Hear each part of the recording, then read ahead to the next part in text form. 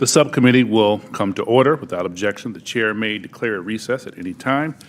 Before we get started, I want to recognize a moment of silence for the victims of the white supremacist hate crime in Buffalo, New York. The subcommittee has focused intently on that threat in both open and closed hearings. It is utterly devastating to see more victims of this violence. Buffalo, our heart breaks for you.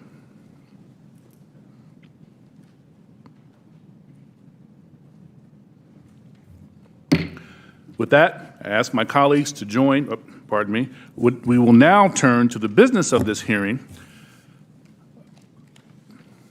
More than 50 years ago, the U.S. government ended Project Blue Book, an effort to catalog and understand sightings of objects in the air that could not otherwise be explained.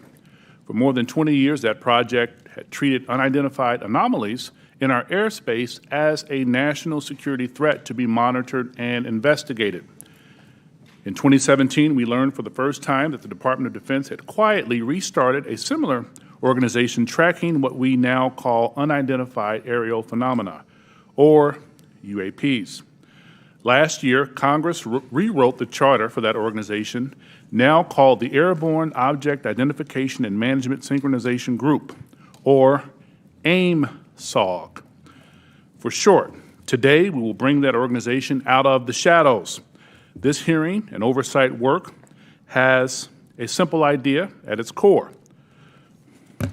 Unidentified aerial phenomena are a potential national security threat, and they need to be treated that way. For too long, the stigma associated with UAPs has gotten in the way of good intelligence analysis. Pilots avoided reporting or were laughed at when they did. DoD officials relegated the issue to the back room or swept it under the rug entirely, fearful of a skeptical national security community. Today, we know better.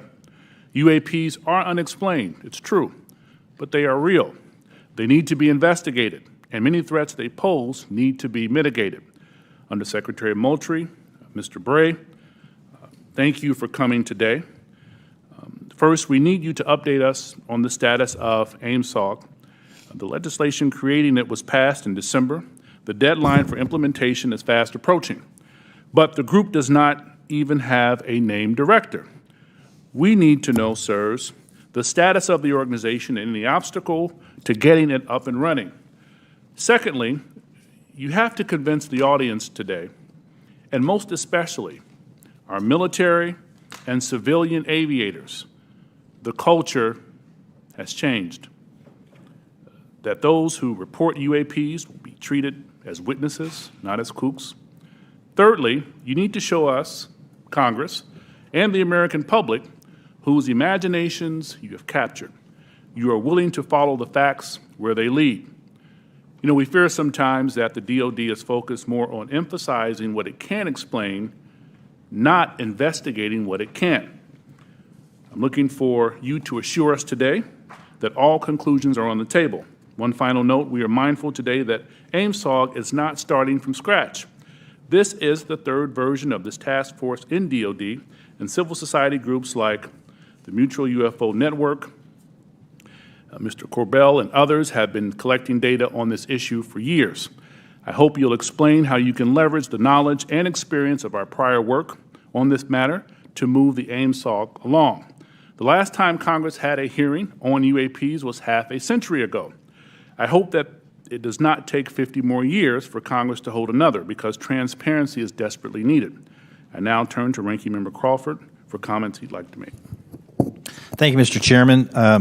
Honorable Moultrie and Mr. Bray, thank you for coming here today. We appreciate it. To begin the open dialogue between Congress and the executive branch on this important topic.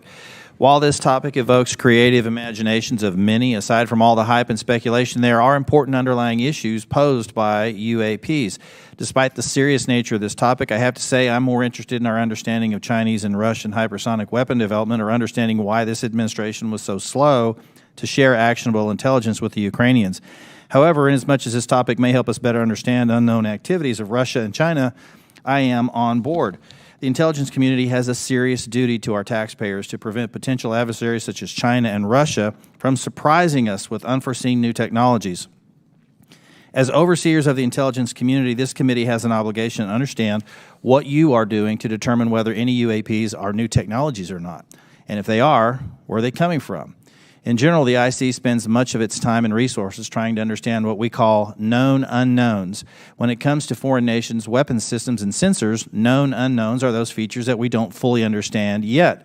The challenge associated with UAP is that they are completely unknown and require a more expansive collection and analysis effort. The intelligence community must balance addressing known threats to our national security with preventing technical surprise. We must continue to follow the facts where they lead us and ensure that there are no technical surprises. The IC must take it seriously when there are credible observations of phenomena that seem to perform in ways that could pose a threat to safe flight operations, or that could be signs of a foreign adversary's attempt to develop a strategic technological surprise against the United States. It's also essential that our pilots and others feel they can report UAPs they observe without any stigma for doing so. This is the open, unclassified portion of our hearing. We'll have a closed, classified part later. It's important for the public to know that the classification of information exists to protect national security, not to try to hide the truth. When we're trying to determine if any UAPs are new technologies being developed by foreign governments, we are inevitably going to run into classified information about what new systems and technologies we do know are in the works here or abroad. But where information does not risk national security, it should be shared with our allies and the public when feasible. I hope that we can have your assurance to this end today. It's my hope that the intelligence community will continue to try to determine the nature of UAPs we've observed and will keep Congress fully apprised of all developments. I look forward to this hearing and continued dialogue and oversight with the intelligence community on this topic. And with that, I yield back. Gentleman yields back, and now I will turn to our distinguished chairman, Adam Schiff, for any comments he wishes to make. Thank you, Chairman Carson, for holding this open hearing on unidentified aerial phenomenon and for your leadership on this issue. Holding a portion of our discussion today in open session is critical to the cause of transparency and openness, which was Congress's intent in authorizing and funding this new task force. The larger effort that is being undertaken to study and characterize UAP reports is an important step towards understanding these phenomenon, what we know and don't know. And I look forward to hearing more during both the open session and the closed setting about how DoD and the IC are undertaking that task. UAP reports have been around for decades, and yet we haven't had an orderly way for them to be reported without stigma and to be investigated. That needs to change. UAP reports need to be understood as a national security matter, and that message needs to go out across DoD, the IC, and the whole of the U.S. government. When we spot something we don't understand or can't identify in our airspace, it's the job of those we entrust with our national security to investigate and to report back. That is why it's important that we hold this open hearing for the public to hear directly from the Department of Defense on the steps it's taking to track, analyze, and transparently communicate the work that is being done on this issue. It is also the responsibility of our government and this panel to share as much as we can with the American people, since excessive secrecy only breeds distrust and speculation. I look forward to hearing how the UAP task force is being stood up, what challenges they still face, and how this committee can make sure the task force is able to shed light on one of the world's most enduring mysteries. I thank you gentlemen for your work, and be very interested to hear what you have to say. To me, among the most fascinating questions are these phenomena that we can measure. That is, instruments report there is something there. It is not the human eye confusing objects in the sky. There is something there, measurable by multiple instruments, and yet it seems to move in directions that are inconsistent with what we know of physics or science more broadly. And that to me poses questions of tremendous interest and as well as potential national security significance. So we look forward to hearing what you're able to report to us today in open session, and I want to thank Chairman Carson again for his extraordinary leadership on this issue, and I yield back. Chairman yields back. Thank you. With that, we will start our hearing. Under Secretary Moultrie, the floor is yours, sir. Thank you. Chairman Schiff, Committee Chairman Carson, Ranking Member Crawford, distinguished members of the subcommittee, it's a privilege to be here with you today to address your questions regarding unidentified aerial phenomenon, or UAP. I'm pleased to be joined by Mr. Scott Bray, the Deputy Director of Naval Intelligence, who will speak to the Navy's Unidentified Aerial Phenomenon Task Force, which laid the foundation for the efforts we will discuss today. First, I'd like to thank Congress for supporting the Department's UAP efforts. The NDAA for fiscal year 2022 has helped us to establish a dedicated office to oversee processes and procedures for the timely collection, processing, analysis, and reporting of UAP-related data. What are UAP? Put simply, UAP are airborne objects that, when encountered, cannot be immediately identified. However, it is the Department's contention that by combining appropriately structured collected data with rigorous scientific analysis, any object that we encounter can likely be isolated, characterized, identified, and if necessary, mitigated.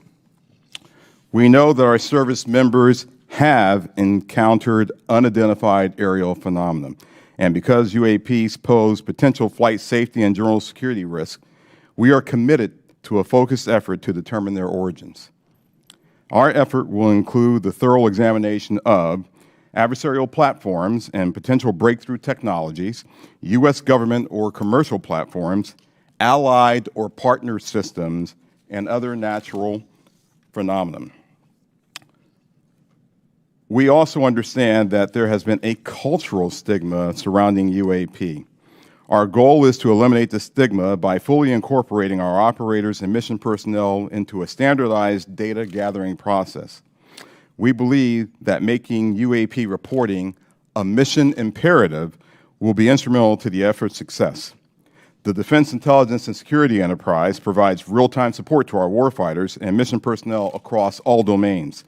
To optimize the Department's UAP work, we are establishing an office within the Office of the Secretary of Defense. That office's function is clear: to facilitate the identification of previously unknown or unidentified airborne objects in a methodical, logical, and standardized manner. These goals will ensure that we are working closely with operational personnel on training and reporting requirements, developing data and intelligence requirements, standardizing and integrating processes and procedures for collection, operational surveillance, analysis, and reporting, leveraging our research and development capabilities to improve detection, characterization, and identification of UAPs, developing mitigating solutions and procedures, and identifying strategy and policy solutions. This effort will maximize collaboration and build upon already existing relationships with the Office of the Director of National Intelligence, the FAA, DHS, and the FBI.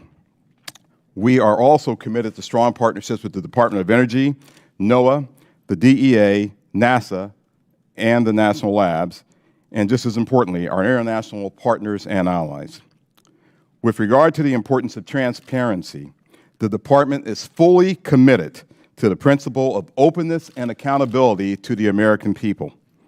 However, we are also mindful of our obligation to protect sensitive sources and methods.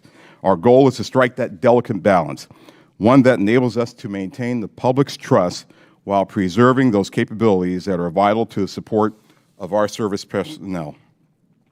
In closing, the Department is committed to this effort and welcomes the challenge. We thank you for your committed support and look forward to your questions.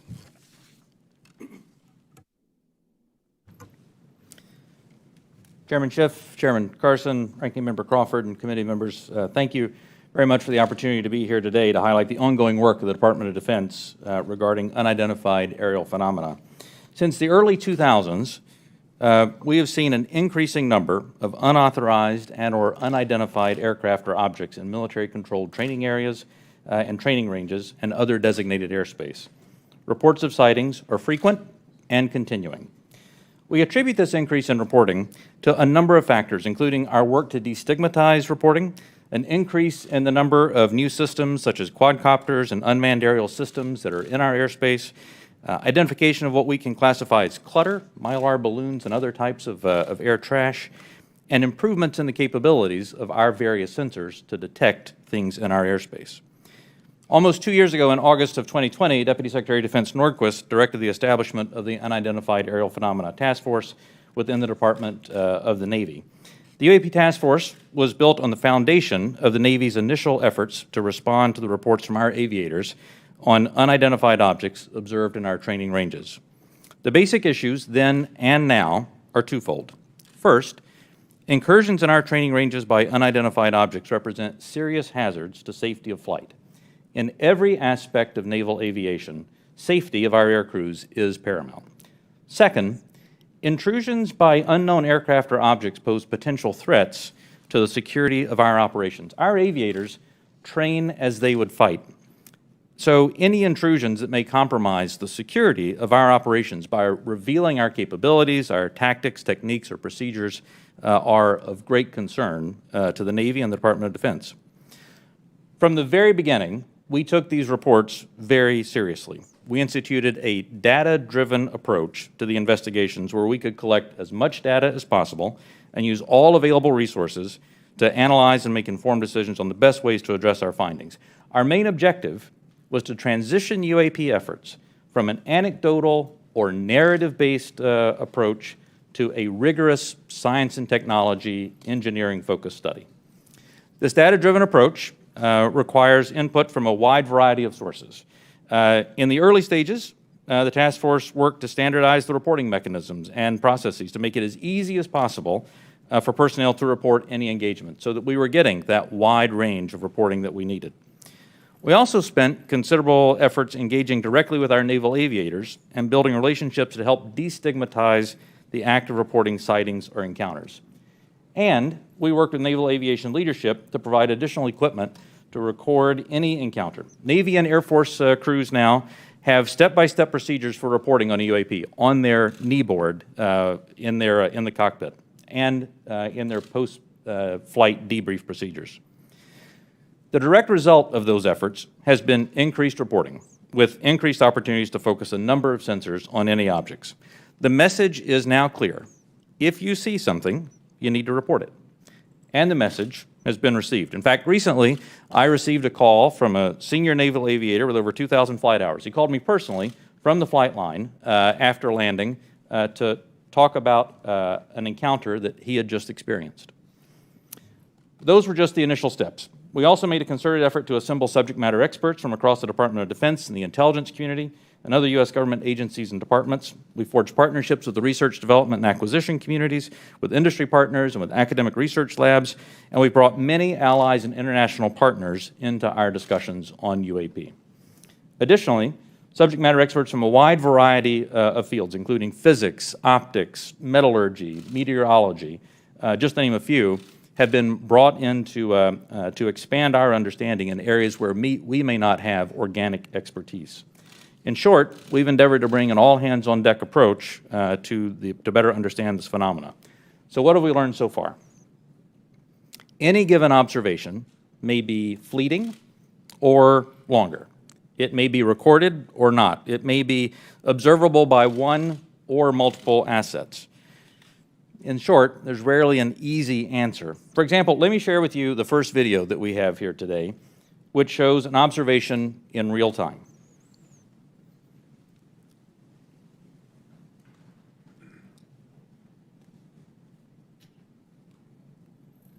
There it was. That's, in many cases, that's all that a report may include. And in many other cases, we have far less than this.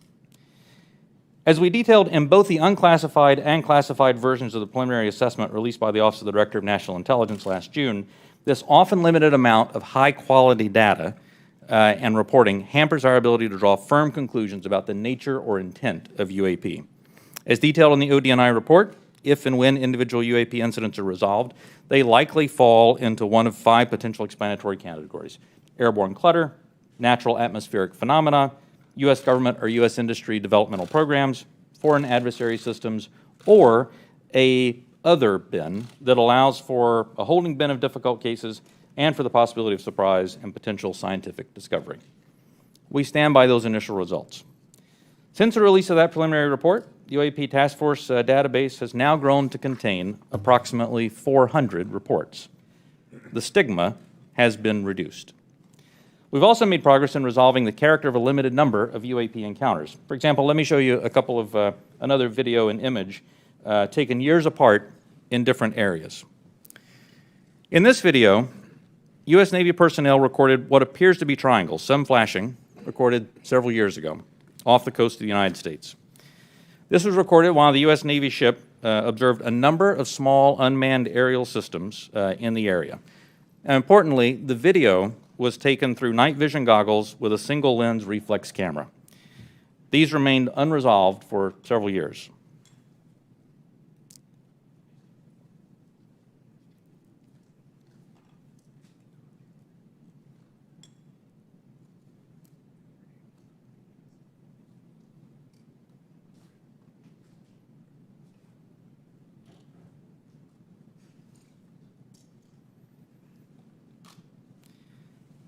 Several years later, and off a different coast, U.S. Navy personnel, again in a swarm of unmanned aerial systems, and again through night vision goggles and an SLR camera, recorded this image.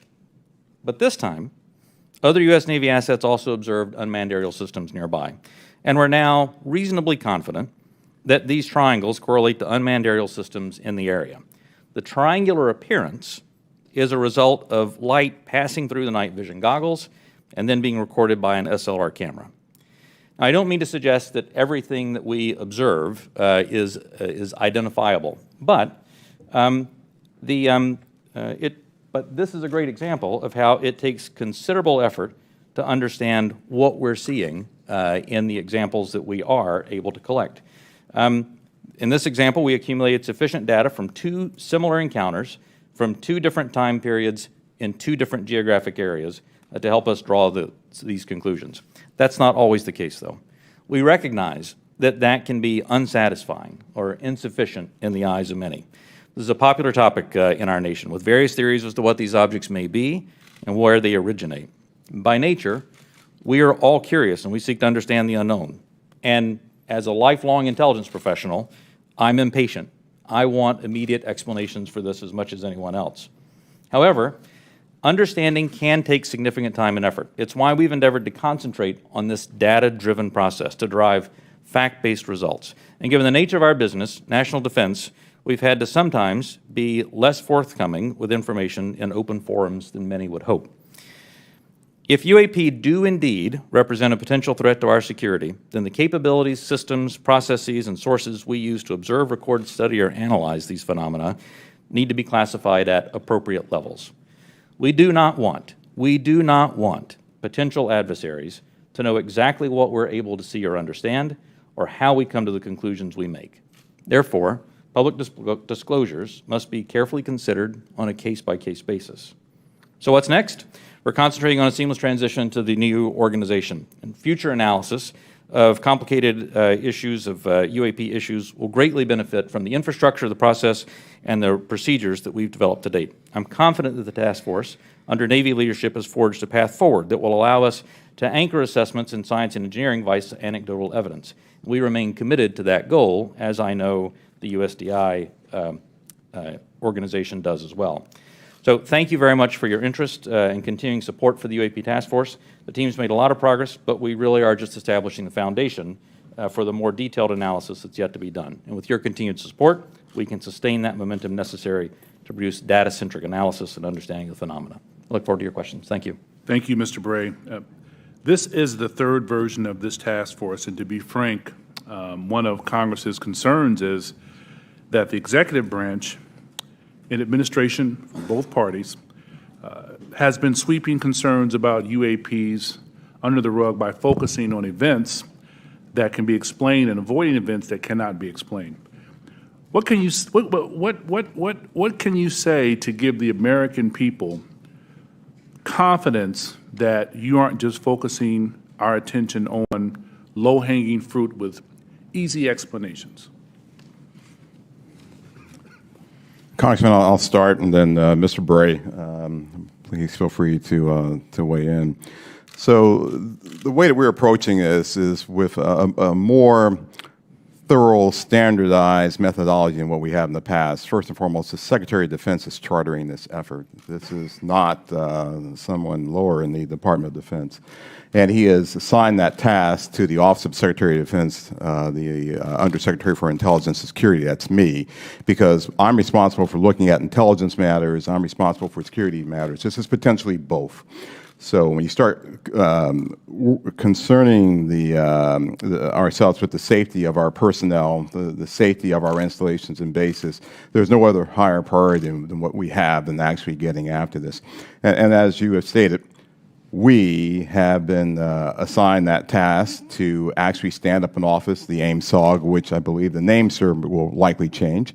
But we have moved forward in terms of moving to establish that office. We have, as of this week, picked a director for that effort, a very established and accomplished individual. We've identified spaces. We've worked with personnel across the Department of Defense, with the services, and we've worked with the IC, which is on board in helping us work through this standardized methodology for now, bringing in data, analyzing that data, and reporting that data in the appropriate method and appropriate means so we can either get it to our service personnel to ensure their safety, or get it to you and the Congress and to the public to ensure that you have oversight to what we're doing. So, chartered by the Secretary of Defense, standardized, and really a methodical approach is something that we're doing that has not been done before. Can we get some kinds of assurances that your analysts will follow the facts where they lead and assess all hypotheses? Absolutely. So we're open to all hypotheses. We're open to any conclusions that we may encounter. Quickly, before I pass it to the ranking member and Chairman Schiff, I want to thank you both for taking the time, and I had a good time meeting with you last week, Director Moultrie, Undersecretary Moultrie.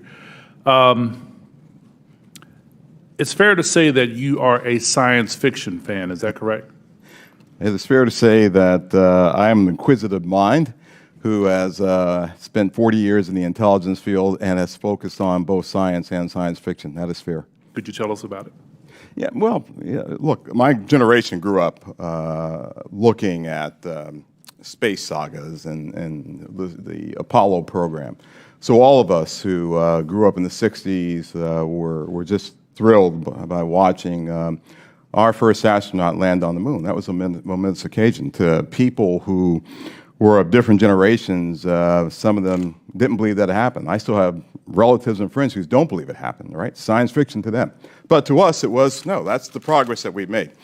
And so I was enthralled by that, and I've taken that to heart. I enjoy the challenge of what may be out there. I have mentioned to you that, yes, I have followed science fiction. I have gone to conventions, even. I'll say it on the record. Got to break the ice somehow. But, I have done that, right? But there's nothing wrong with that. Don't necessarily dress up, but I do, I do believe that it's important to show that the Department of Defense has, we have character. And we're people just like you, just like the American people. We have our inquisitiveness. We have our questions. We want to know what's out there as much as you want to know what's out there. We get the questions not just from you, we get it from family members. And we get them night and day, not just in committee hearings. So finding what's out there is important, but first and foremost, it's important for us to do that so that we can ensure that our people, our personnel, our aviators, our bases and installations are safe. And then that curiosity factor is something else that we just want to know, because that's the human race. It's just, that insatiable desire to know. Thank you, sir. Ranking Member Crawford. Mr. Moultrie, you said you don't necessarily dress up. That wasn't a real strong statement. Gentlemen, thank you for being here today. We appreciate it. And thank you, Mr. Moultrie, for breaking the ice the way you did. Appreciate that. The inability to understand objects in our sensitive operating areas is tantamount to an intelligence failure that we certainly want to avoid. This is not about finding alien spacecraft, but about delivering dominant intelligence across the tactical, operational, and strategic spectrum. So my question is, how can AIM-SOG lead to prevention of intelligence surprises? Sure, I'll start with that. So the goal of our effort is to integrate it into what we already do on a normal basis, which is look for the unknowns, Congressman, as you stated in your opening remarks, across all domains. So we've been doing this for decades. We've been looking at the space domain, looking at space objects, looking at space weather, looking at space phenomenon. We've been looking at things in the air domain, and we, as you know, and I'll talk more about this in classified session, but we have a very concerted effort to understand adversarial platforms and adversarial developmental programs. And we do that also in the ground domain. And of course, we're very interested in what happens in the underwater or sea domain, if you will, subsurface domain. So if there are objects that our aviators or air crews are encountering in this air domain, and their sensors are discovering or detecting some of these objects, we want to just bring that in to the normal process that we have for identifying unknown unknowns. We want to make sure we have the intelligence requirements that allow us not only to look at that event from the time that it occurs forward, but maybe retrospectively, we want to go back and see if we can get to the left of that event to say, was there some developmental program that we, to get to your technical surprise issue, sir, that we should have known about? And if so, how do we put that intelligence requirement in place to ensure that we are following an adversarial development or any other development that may be out there? So that's what we want to do in terms of normalizing this and bringing it into the normal process of how we identify unknown unknowns. So you mentioned fidelity, and I think it's important to talk about the relationship from the Navy as the lead agency on this. How do you interact with Space Force, Air Force to create that degree of fidelity? We're talking about sensors and so on, and I guess where I have some concerns that many of the images that we see commonly in this committee and even in open source, the resolution and the clarity that would allow a robust technical intelligence analysis is challenging. So is AIMSOC prepared to address the quality and quantity of data collected on UAP to advance intelligence collection? And do you have the adequate sensors you need to collect that high-quality data? One of the lines of effort that we have is looking at our sensor capabilities and to understand whether or not, as the video showed that Mr. Bray displayed, sometimes it's very fleeting data that we have on some of these objects. And we want to make sure that, one, our systems are calibrated to actually be able to collect on the objects. You know, our sensors today they're calibrated for specific things. We want to make sure they're calibrated for things of this nature, things of this size, things of this velocity, if I can use that term. We want to make sure that once we have that data is stored in some standardized method that we can then extract and that we can feed into our system real time. So we do not want this to take some prolonged period of time for us to get that data. But our goal is absolutely to have that high fidelity information that we get from all sensors, and we want to be able to integrate that with what we may have off of ground-based sensors. So whatever we may have on a platform, whatever we may have on the ground, whatever we may have from other sensors that we may have in different domains, we want to be able to integrate that all and get this integrated picture as we would, as I said, with any other unidentified objects or things that we are tracking as a part of our normal intelligence responsibilities. Thank you. Last question, Mr. Bray, if you would. I'm a Navy pilot. I've encountered a UAP. Walk me through the reporting protocol once I see something that I think needs reported. The first thing that aviator would do after landing as a part of their normal debriefing is they would contact their intelligence officer. Their intelligence officer would then walk them through first filing data preservation to ensure that whatever sensor data may be on the aircraft, that we preserve that so that it's available for later analysis.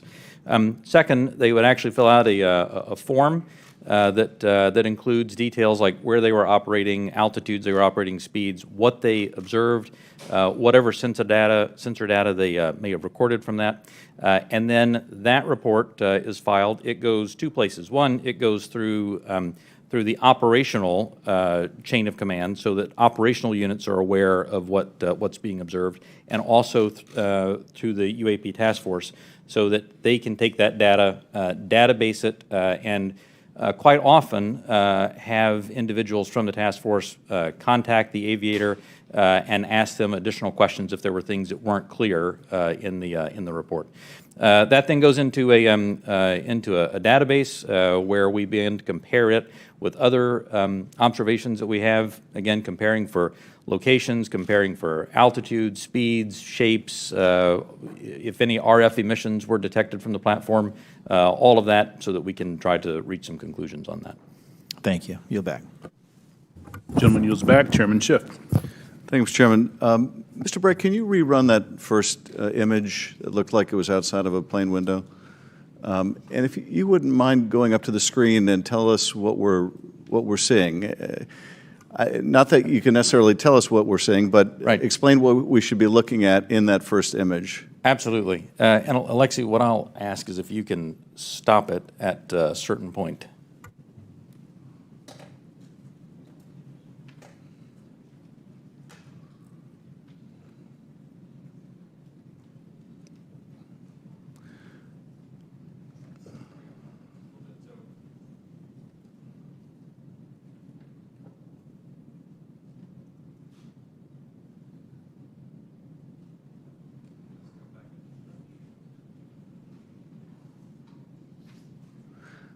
And are we looking outside of a civilian aircraft window? Is that what we're looking at? You're looking outside a U.S. Navy F-18. Okay. And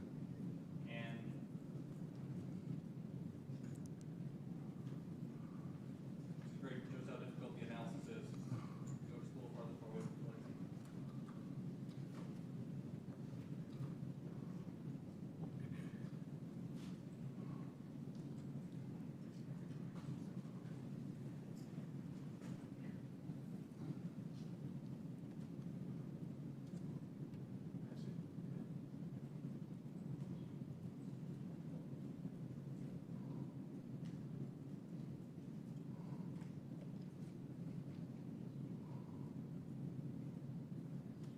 As you can see, finding UAP is harder than you may think.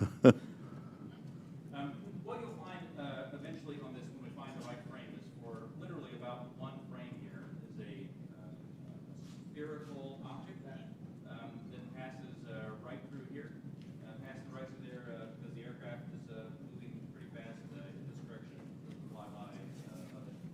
And it is a, Is that it right there? that is it. There we go, off in the distance. Can you point to the screen again what we're supposed to be looking at?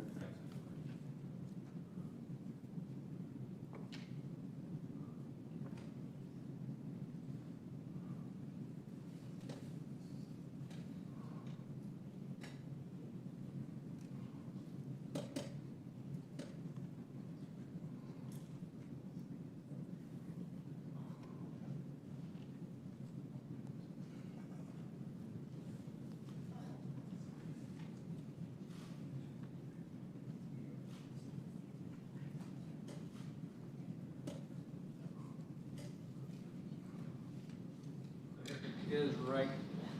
Okay, if you could stop that frame. That's not the one. No, it's not the one.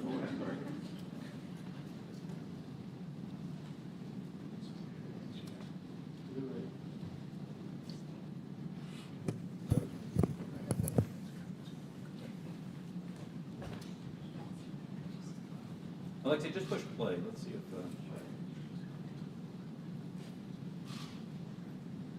Here's what you'll see coming up right here is there it went. Now back up just a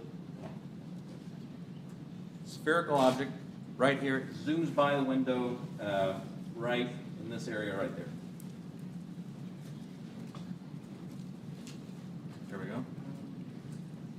Could you see that part right there again going by? I think we're having a hard time stopping it in the right spot. Right.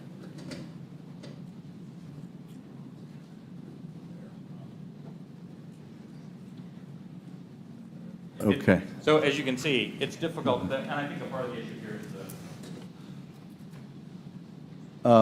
the laptop we're working with is not as easy for stopping that video in the right spot. We'll describe what we have seen in that.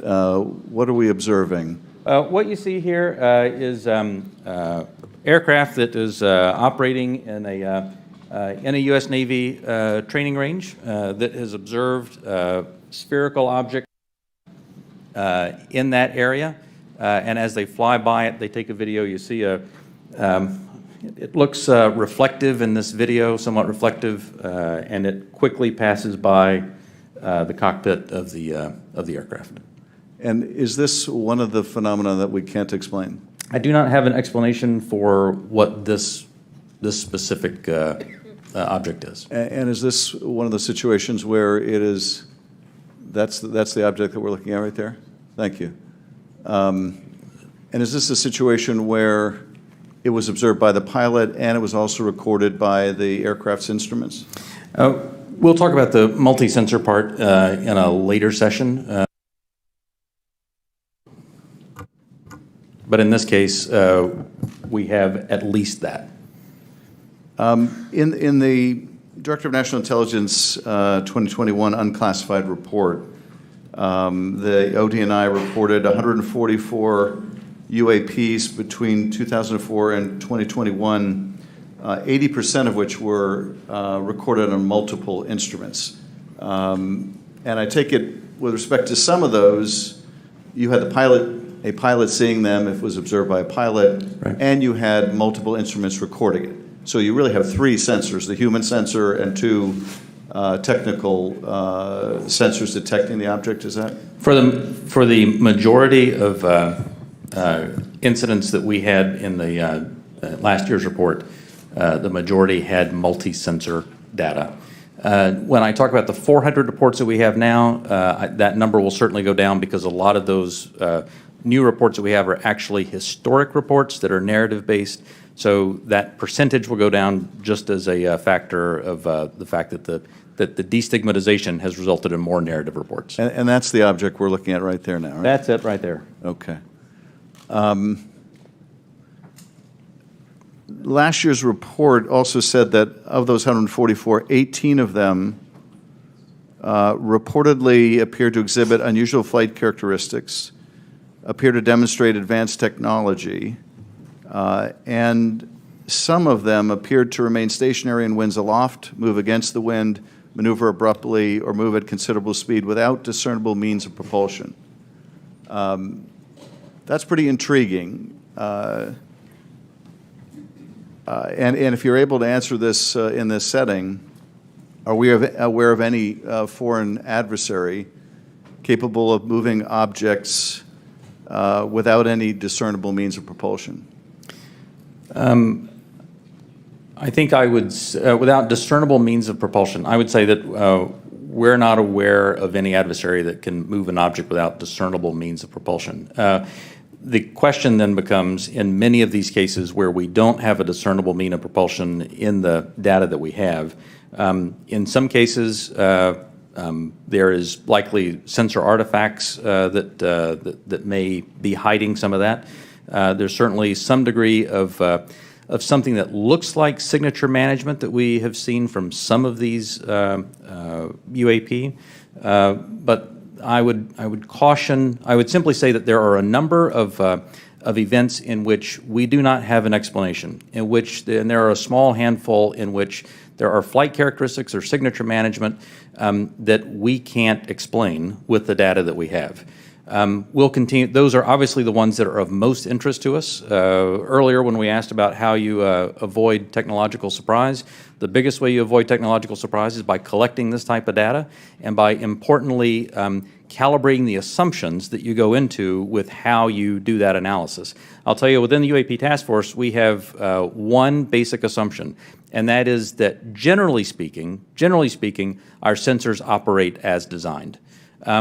And we make that assumption because many times these are multi-sensor collections.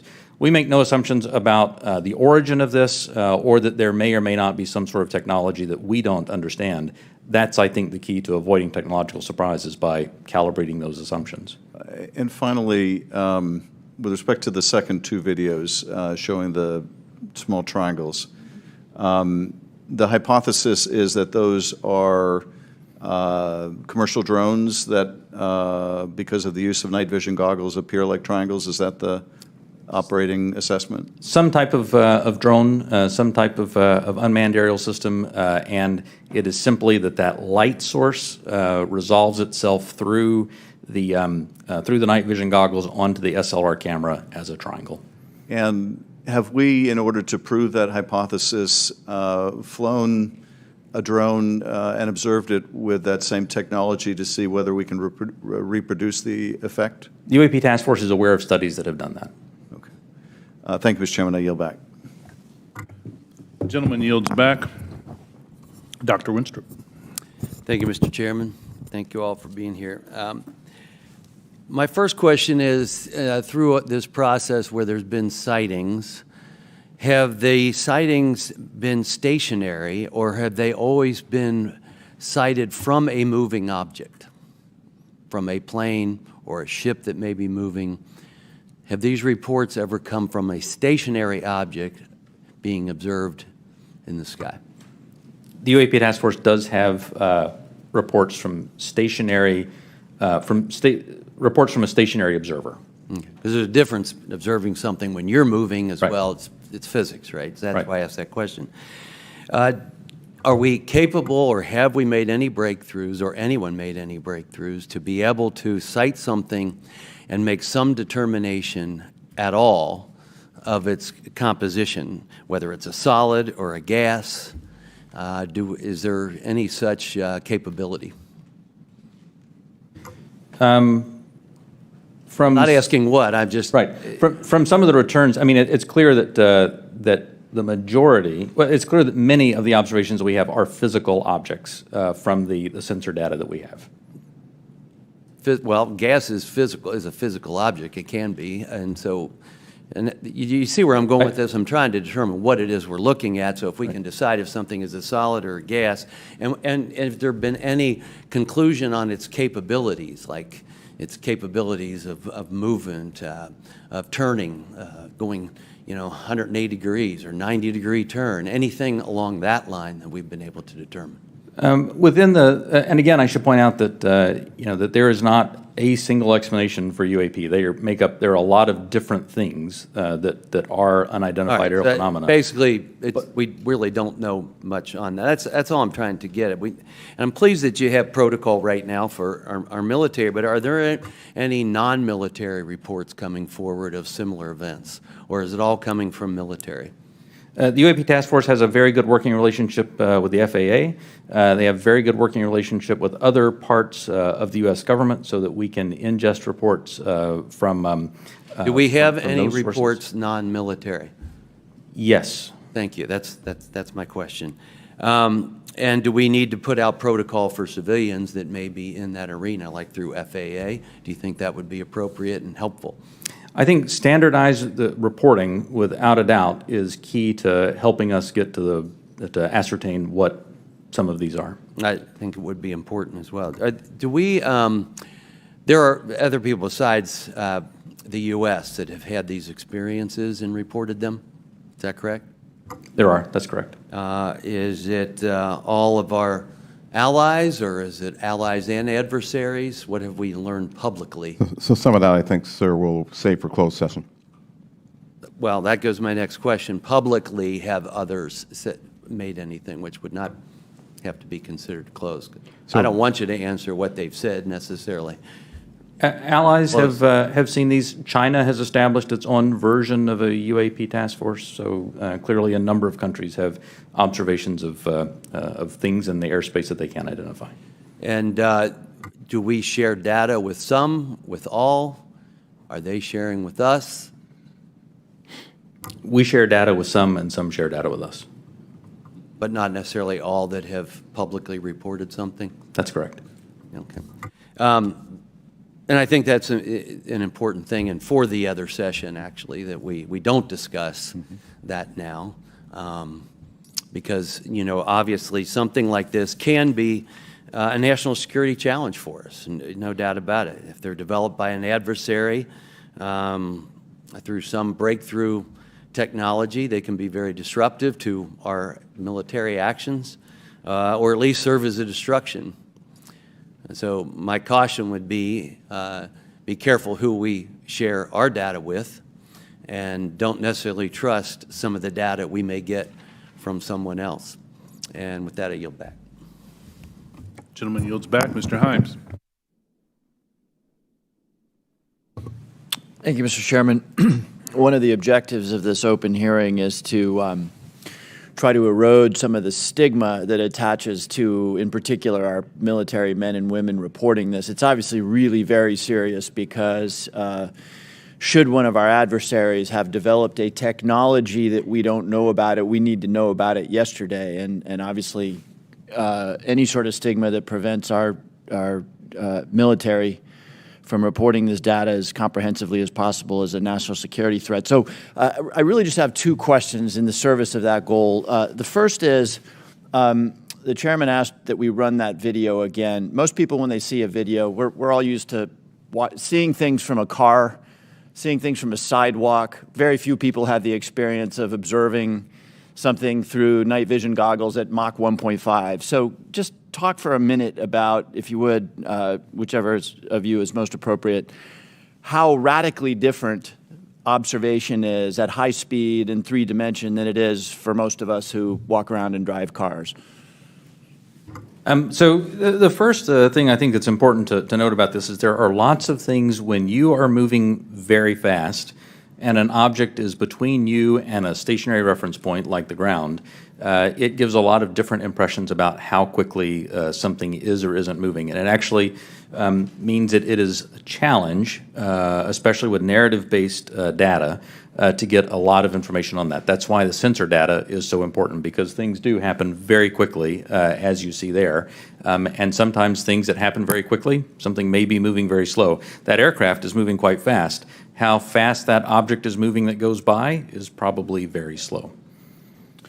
So I guess my point is that an observation, either a visual observation or a electronic observation, infrared or whatever, looks radically different than it does to most people.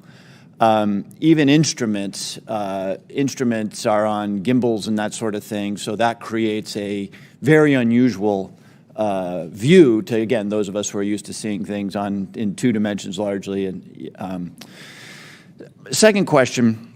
I think, Mr. Bray, you said something that I want to unpack a little bit. A number of these UAPs, you said, we can't explain.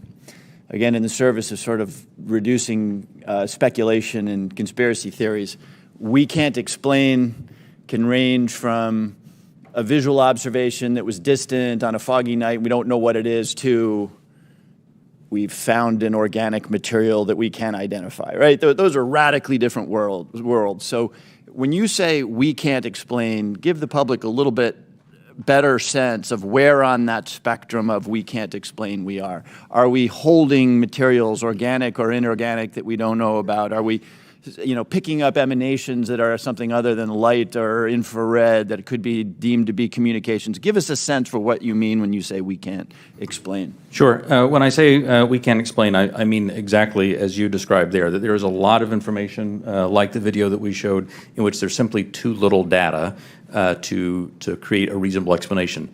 There are a small handful of cases in which we have more data that our analysis simply hasn't been able to fully pull together a picture of what happened. And those are the cases where we talk about where we see some indications of flight characteristics or signature management that are not what we had expected. When it comes to material that we have no material. We have detected no emanations within the UAP task force that would suggest it's anything non-terrestrial in origin. So there's, when I say unexplained, I mean everything from too little data to the data that we have doesn't point us towards an explanation, but we'll go wherever the data takes us. Again, we've made no assumptions about what this is or isn't. We're committed to understanding these, and so we'll go wherever that data takes us. Thank you. That's very helpful, and so I think it bears emphasis. When you say we can't explain, everything that you can't explain is in a bucket called data. Is that correct? And that would mean data collected by sensors, visual observations, everything that we can't explain, quote unquote, is in a bucket called data. Right. A narrative report from the early 2000s, if it just had a little bit of information on it, would be in our database and it would be unresolved. I would add to that, it's insufficient data. I mean, that's one of the challenges we have.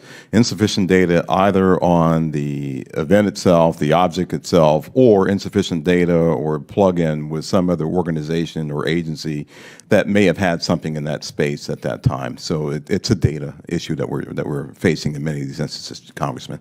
Understood. Thank you very much. Yield back. Gentleman yields back. Mr. Gallagher. Thank you, Mr. Chairman. Thank you for allowing me to join this hearing. I really appreciate the witness's testimony.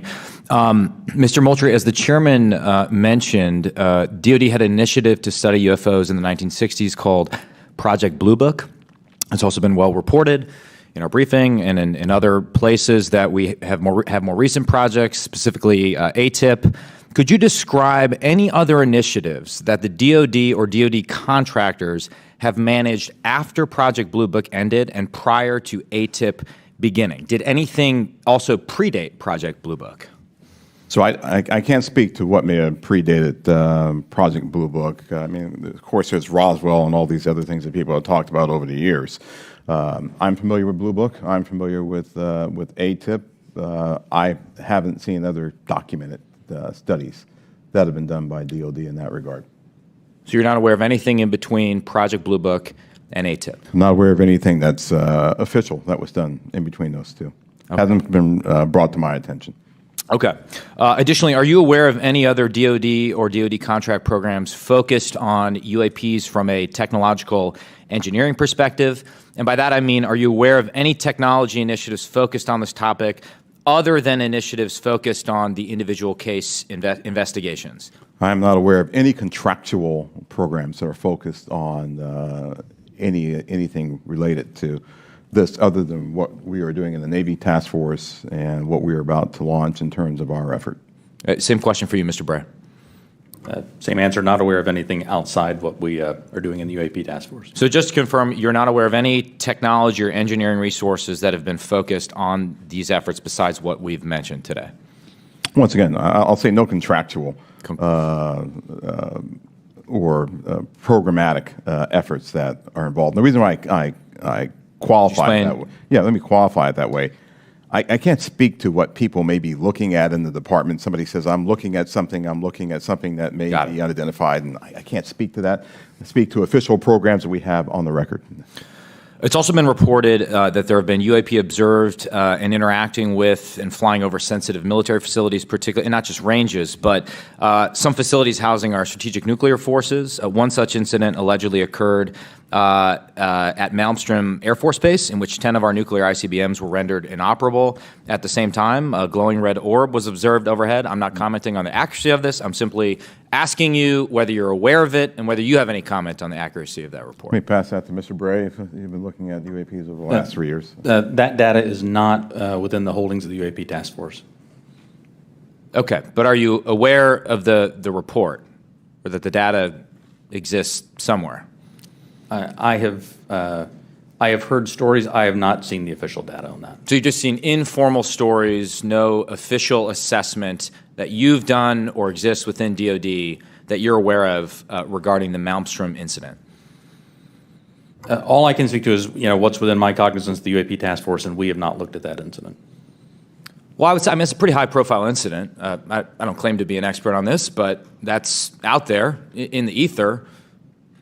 You're the guys investigating it. I mean, who else is doing it? If something was officially brought to our attention, we would look at it. There are many things that are out there in the ether that aren't officially brought to our attention. So how would it have to be officially brought to your attention? I'm bringing it to your attention. Sure, this is pretty official. Sure. So we'll go back and take a look at it, but generally there is some authoritative figure that says there is an incident that occurred. We'd like you to look at this. But in terms of just tracking what may be in the media that says that something occurred at this time, at this place, there are probably a lot of leads that we would have to follow up on. I don't think we are resourced to do that right now. Well, I don't claim to be an authoritative figure, but for what it's worth, I would like you to look into it. And sure. If for no other reason, you could dismiss it and say this is not worth wasting resources on. Will do. And then finally, are you aware of a document that appeared around 2019, sometimes called the Admiral Wilson Memo or EW Notes Memo? I am not. You're not. Are you tracking? I'm not personally aware of that. Okay. This is a document in which, again, I'm not commenting on the veracity. I was hoping you would help me with that, in which a former head of DIA claims to have had a conversation with the Dr. Eric Wilson and claims to have sort of been made aware of certain contractors or DoD programs that he tried to get fuller access to and was denied access to.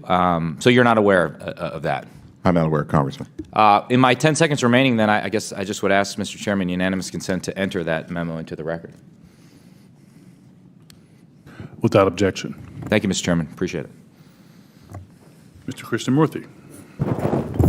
Thank you, Mr. Chair, and thank you to both of you for appearing today and for your public service. First question is, there have been no collisions between any U.S. assets in one of these UAPs, correct? We have not had a collision. We've had at least 11 near misses, though. And maybe we'll talk about those 11 near misses or any place where there's close proximity. I assume, or tell me if I'm wrong, there's been no attempt, there's no communications or any kind of communication signals that emanate from those objects that we've detected, correct? That's correct. And have we attempted to communicate with those objects? No. So we don't even put out a alert saying, U.S. Identify yourself. You are, within our flight path or something like that. We haven't said anything like that.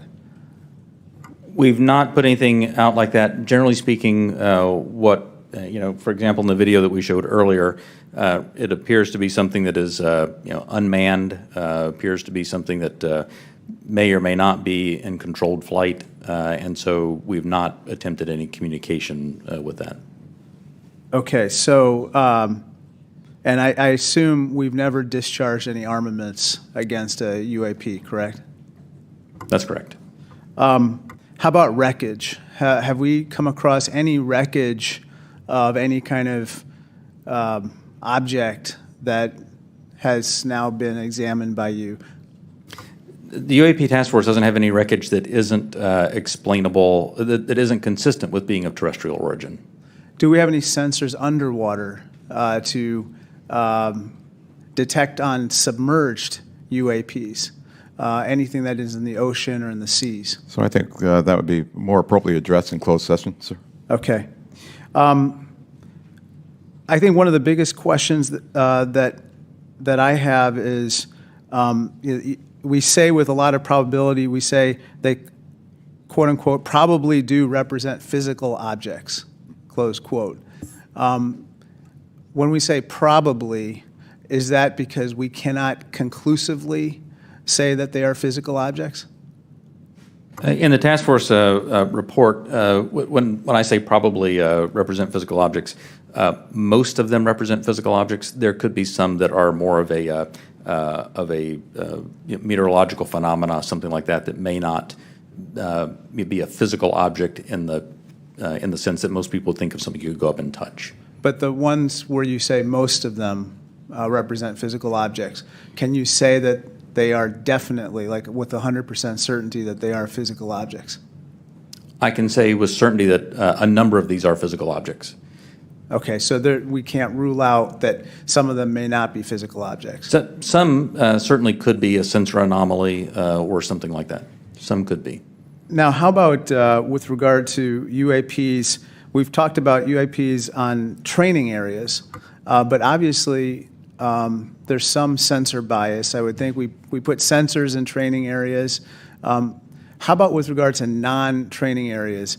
Do we track what's in open source and what civilians and others have tracked? And have we found similarities to what they've observed in terms of UAPs in non-training areas to the ones that are in training areas?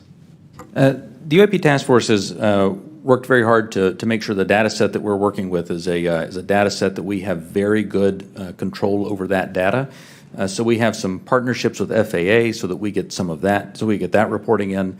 But if it comes to just open source reports or someone says that they saw something, that generally does not make it into our database. So basically, it sounds like we have a good partnership with FAA.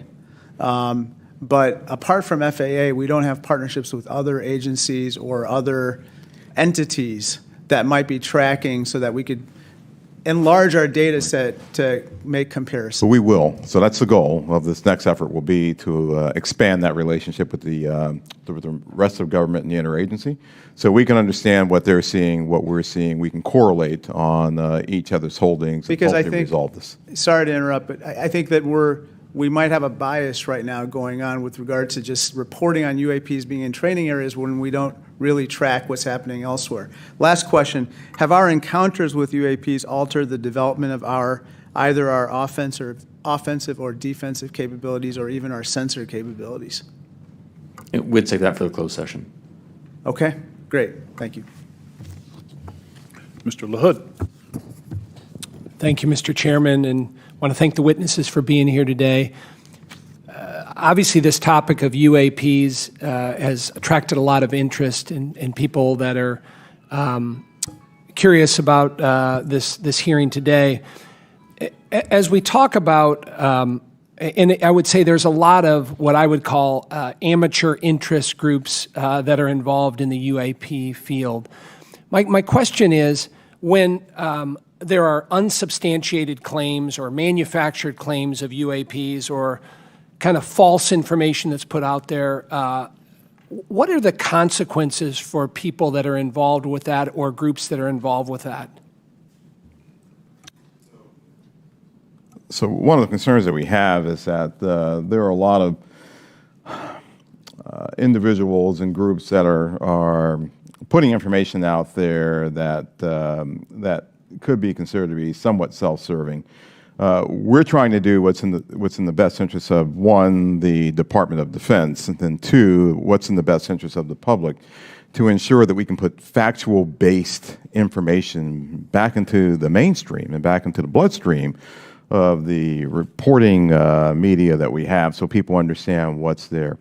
It's important because we are attempting, as this hearing has drawn out, to understand, one, what may just be natural phenomenon, two, what may be sensor phenomenology or things that were happening with sensors, three, what may be legitimate counterintelligence threats to places that we have or bases or installations, or security threats to our platforms.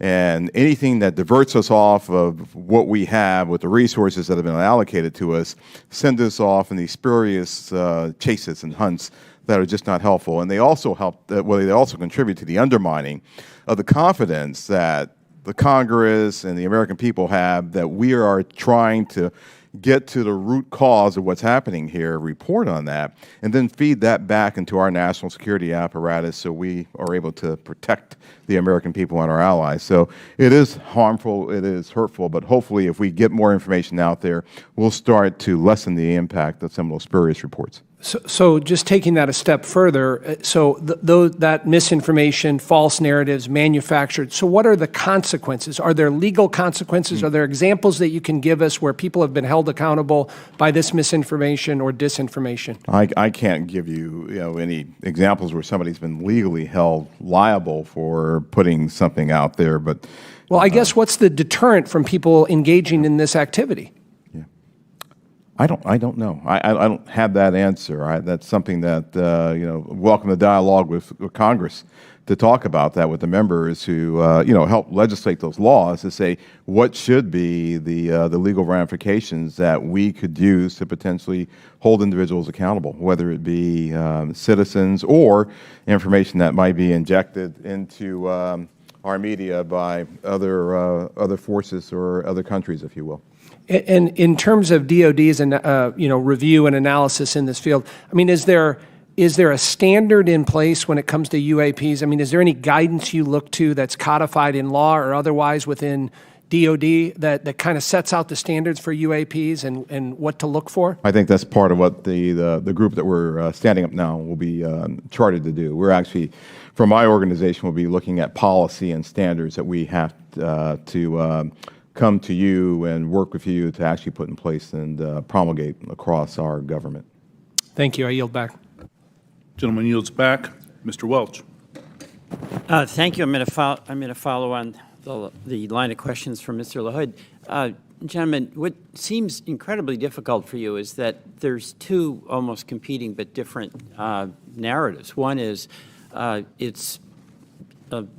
no one knows whether there's extraterrestrial life. It's a big universe, and it would be pretty presumptuous to have a hard and fast conclusion. And then if there is, it's not beyond the realm of possibility that there is some exploration coming here. And that underlies a lot of the reports you get. I think Mr. LaHood was asking about that. People think there must be extraterrestrial life, and it's not at all beyond the pale that there would be a visit here. On the other hand, as the DoD, you have the responsibility to make sure that our national security is protected, and that if there are surveillance drones or active drones that can disable our systems, that has to be analyzed, has to be stopped. So how do you divide how do you separate your responsibilities where you get all these reports from folks who maybe in good faith, maybe not, believe that you should be investigating every possible report of a extraterrestrial incident? I'll start with you, Mr. Moultrie. Sure, indeed, Congressman, and thank you for the question. It's important that we, as a part of this effort, really build out the relationship that we have with others, including NASA, and for the reasons that you just pointed out. So there are elements in our government that are engaged in looking for life in other places, and they have been doing that for decades, right? They've been searching for extraterrestrial life. There are astrobiologists who have been doing this too. We're a part of that same government, and so our goal is not to potentially cover up something if we were to find something. It's to understand what may be out there, examine what it may mean for us, if there are any, from a defense perspective, any national security implications or ramifications, but then to work with organizations as appropriate, if it's a weather phenomenology with NOAA, if it's a potential for extraterrestrial life or an indication of extraterrestrial life, with someone like NASA. So the transparency actually is very important. Completely. For public consumption. Completely. But we're going to have a classified briefing, and without going into the details of what kinds of secrets that we can't share here, what is it? What are we protecting? I don't know if you can answer this question in this open forum, but in fact, your perception of what it is we have to, quote, protect. So I think right now what's really important for us to protect is how we know certain things. So there are a lot of things that we know, whether it be about the thinking of other leaders around the world, the weapon systems that are being developed, or how we detect things that may be threats to us.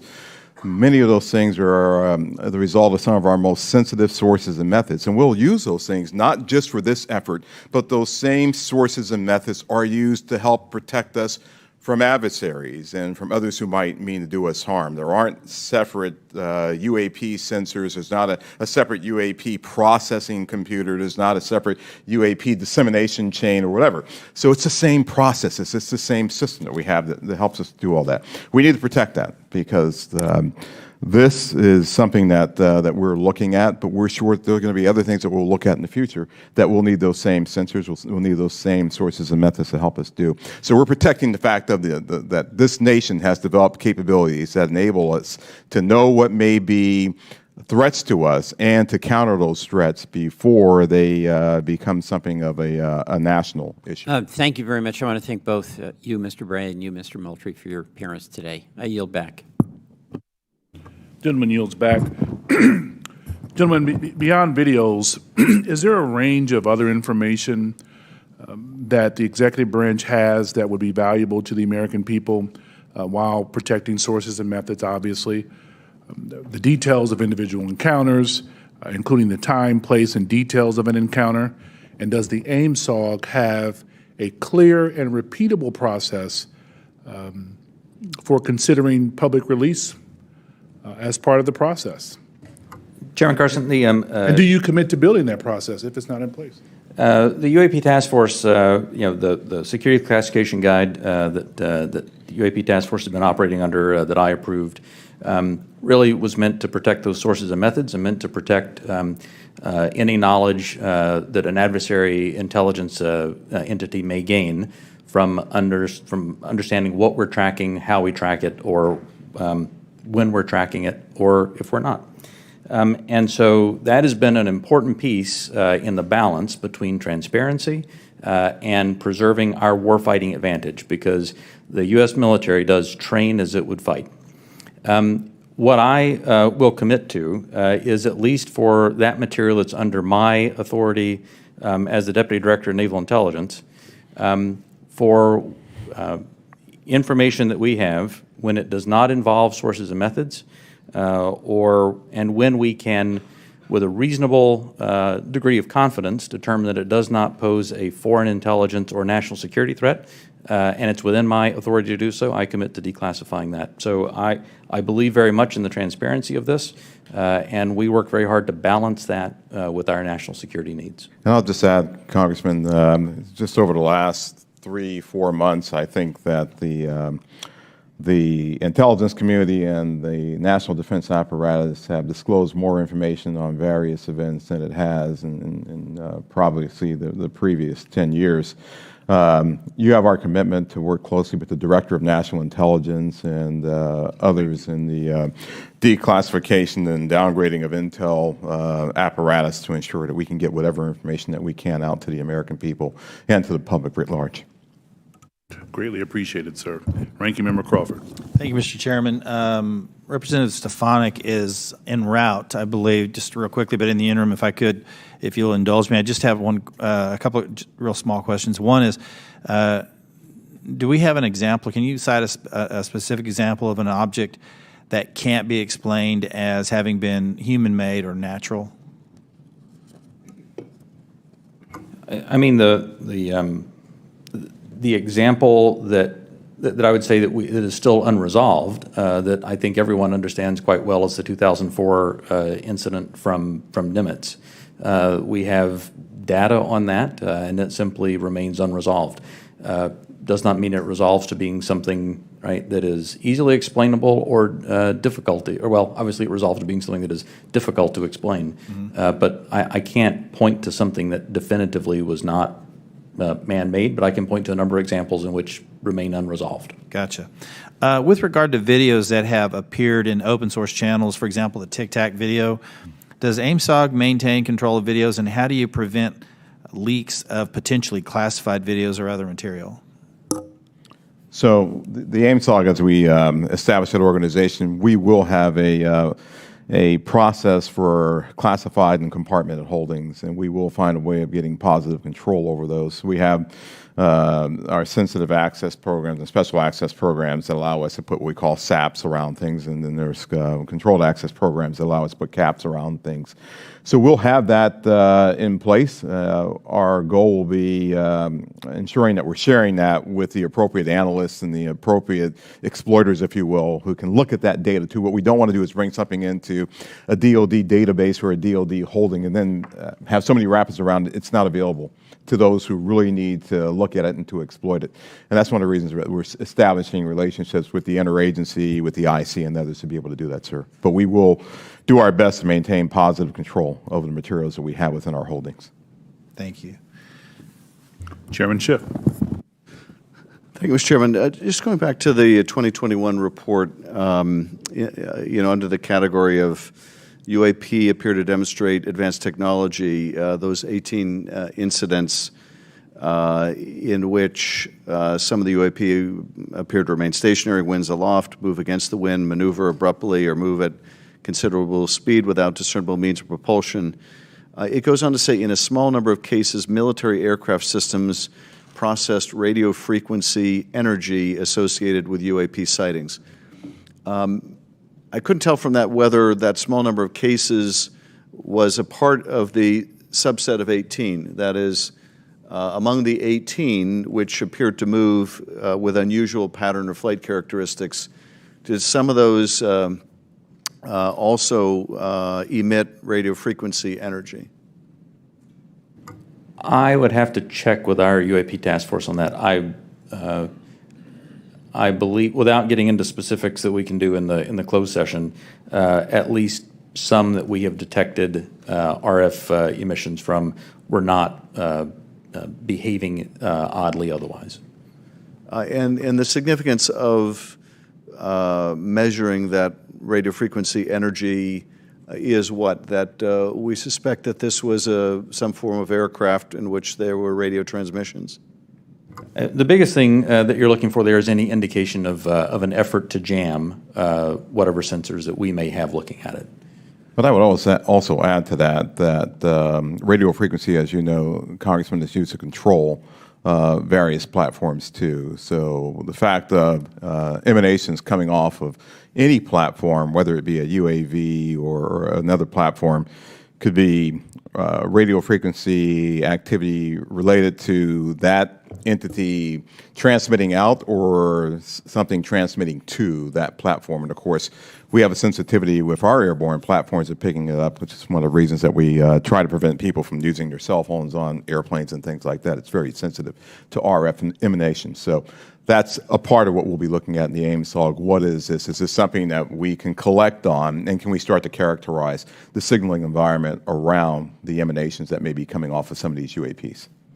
So that energy then that was recorded could be either an effort to jam, or it could be an effort to control a UAV, or any other communication with that craft. I would say that's accurate. Right. Thank you, Mr. Chairman. Thank you, Chairman. As the ODNI report makes clear, one possible explanation for UAPs is that we are detecting U.S. aircraft, either secret air programs or even test prototypes. I won't ask you in this setting, obviously, to describe any secret DoD programs. That said, I do want to make sure the U.S. government isn't chasing its own tail. Firstly, do you have a clear and repeatable process to check with compartmented programs about whether a UAP sighting is attributable to a U.S. aircraft? Secondly, does the AIMSOG staff have the clearances and read-ons that they need to investigate all of these incidents? And thirdly, when your staff cannot be read on, are your questions to those who are read on even being answered? So I'll start, and then I'll pass that to Mr. Bray.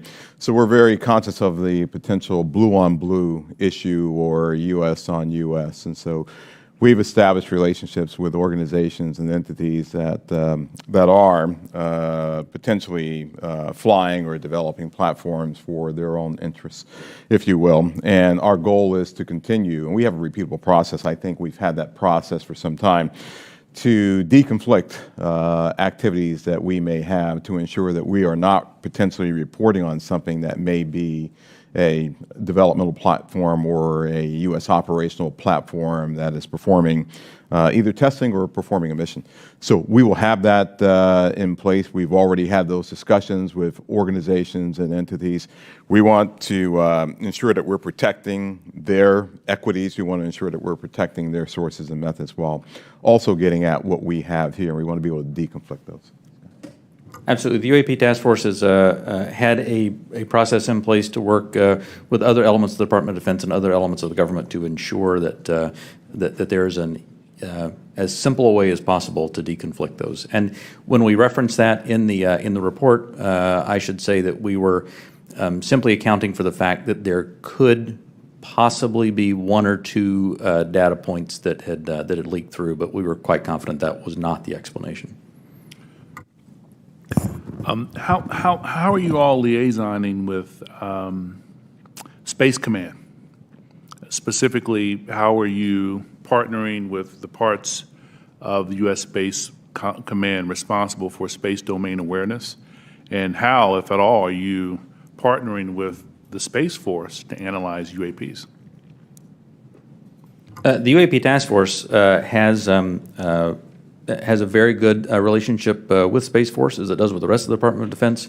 We have pulled analysts in from Space Force to ensure that that we're availing ourselves of that expertise, as well as any other material they may have that would be helpful. And Congressman, as you know, Space Force and Space Command, they have responsibility for space domain awareness. So what we've done, we coordinated with Space Force, we coordinated with their J2, and she is on board in terms of helping us plug into what they have and for us to have this interactive exchange of information and data. And we're doing that with all the services, not just with Space Force or Space Command. Thank you, sir. Ranking member, any additional questions? All right, Chairman Schiff. All right, with that, I want to thank you all for taking the time out. I also want to thank my colleagues on both sides of the aisle for participating in this very historical and important hearing. I think it's one of the few times we can demonstrate some degree of bipartisanship around UAPs and UFOs, so I love it. Appreciate it. Thank you. And we will see you all. We will recess this hearing for the moment and return in a closed session at noon.